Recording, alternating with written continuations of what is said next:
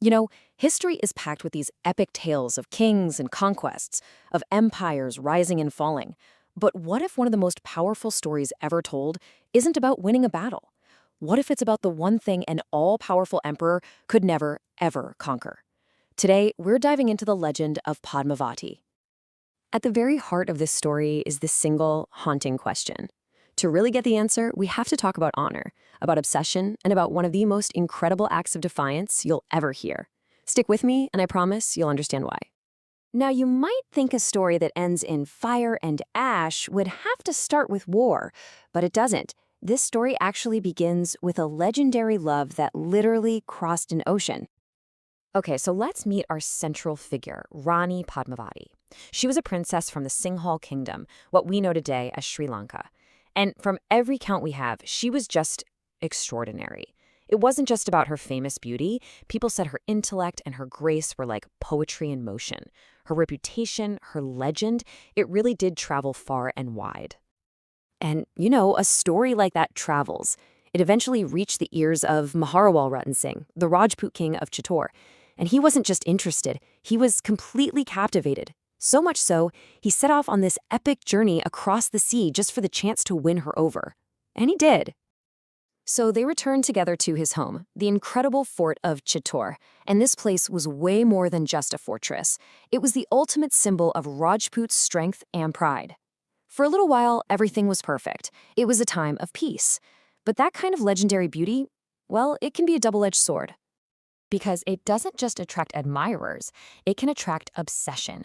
And the most dangerous, most obsessive eyes in all of Hindustan were about to turn towards Chittor. And this is where Alauddin Khilji enters the picture. He's the Sultan of Delhi, and he's known for being absolutely ruthless, incredibly ambitious, and a man obsessed with owning every beautiful and rare thing in the world. He was basically the storm cloud gathering on the horizon. And this right here is the core of our conflict. On one hand, you have Ratan Singh, a king who lives by a code of honor, who fights for his people, who values love. And on the other hand, you've got Alauddin Khilji, a guy who's ruled by obsession, fights for possessions, and only cares about power. They were from two totally different worlds. So you might be asking, how did Khilji even hear about Padmavati? Well, it all started with a bitter, banished courtier from Chittor. To get revenge on his old king, he went straight to the Sultan and started spinning these tales of Padmavati's almost mythical beauty. And that was the spark that lit the fuse. And this is the part that's just wild. Khilji decides he has to possess her, like she's some prize to add to his collection. This wasn't a strategic move for more land or power. He marched his entire, colossal army to the gates of Chittor for one reason: a woman he had never even seen with his own eyes. So this obsession leads to a long, brutal siege of the fort. But when brute force wasn't working, the Sultan switched tactics. He got clever, and by clever, I mean deceitful. Khilji offers a truce, but it comes with this really bizarre condition. He says, look, I'll pack up my army and go home. All you have to do is let me have one single glimpse of Queen Padmavati. This puts Ratan Singh in a terrible spot. Does he say no and let his people suffer, or say yes and risk his wife's honor? Now, you have to understand, for the Rajputs, honor was everything. A strange man simply could not gaze upon the queen. It was a huge deal. So, to try and save his kingdom, Ratan Singh comes up with this really clever workaround. Khilji won't see Padmavati directly. No, he'll be allowed to see only her reflection in a series of mirrors. But remember that obsession? Well, seeing a fleeting reflection didn't put it out. It was like pouring gasoline on a fire. It made things so much worse. And then, in a huge act of betrayal, as Ratan Singh is escorting Khilji out of the fort as a sign of goodwill, he's captured. Khilji sends his demand to the fort. It's simple and it's brutal. Give me the queen and you can have your king back. And just like that, the story hinges on an impossible choice. So now, the choice falls to Padmavati. And just think about it. What do? Do you surrender yourself to this monster to save your husband, knowing you'll become his property? Or do you uphold the code of honor that you and everyone you know believes is more sacred than life itself? Well, Padmavati made her choice. She sent a message back saying, okay, you win. But she had a condition. She said she'd come, but she'd be arriving with her 700 handmaidens. So when 700 palanquins, those covered carriers, showed up at the Sultan's camp, he must have thought he'd won. But this was the ultimate Trojan horseplay. The palanquins opened and outpoured Chittor's best warriors. They ambushed the camp and freed their king, all in a daring rescue masterminded by the queen. But the rescue, as heroic as it was, only bought them a little time.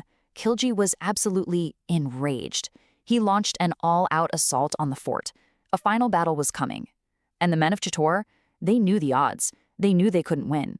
So they performed a ritual called succa, putting on saffron robes, the color of sacrifice, and riding out for one last hopeless, glorious battle. And while the men rode out to die, the women of Chittor, led by their queen, made their own final terrible choice. They committed to a custom known as Jauhar. This was an act of mass self-immolation, a choice made to avoid being captured, enslaved, and dishonored. To them, it was the final way to control their own destiny. So inside the fortress, a massive funeral pyre was lit, and Padmavati, followed by thousands of women dressed in their wedding clothes, walked into the flames. This wasn't surrender. In their minds, it was the ultimate act of defiance. They chose honor over life. They chose a fiery death over a life of being conquered. So when Alauddin Khilji's army finally smashed through the gates, ready for a final fight, they found nothing. They weren't met by the queen he wanted so badly.